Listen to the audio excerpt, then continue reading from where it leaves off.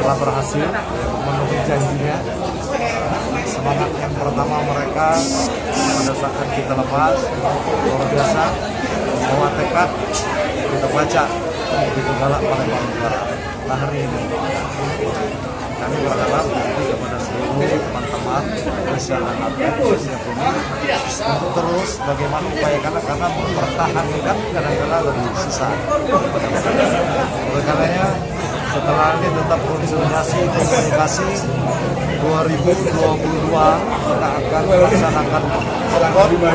Dari prokot ini kita akan juga mencari untuk melaksanakan poprok untuk 2022 yang tadi katanya dilahap, dan mudah-mudahan atlet yang telah berjuang, telah berhasil ini bukan hanya tingkat provinsi, tapi kita harapkan akan berhasil di tingkat nasional bahkan internasional. Pak, untuk bonus atletnya Pak? Bonus atletnya bagaimana Pak? Bonus atlet tadi di APBD 2022 sudah kita anggarkan dan sudah kita ketok palu. Insya Allah di Januari nanti sudah kita berikan kepada. Besarannya Pak? Besarannya Pak? Besarannya untuk meraih emas 15 juta, meraih perunggu 10 juta, perak 10 juta, peraih perunggu 7 juta setengah. Kami ya 15, 10, 7 setengah.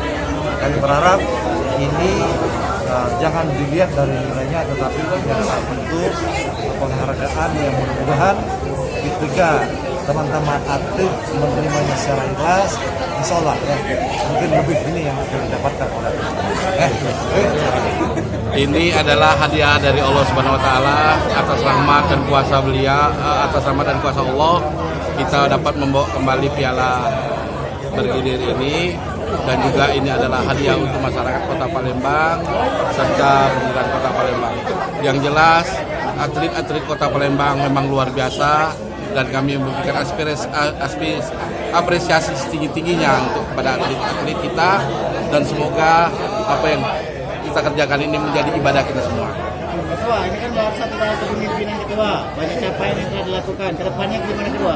Target kedepannya Ketua?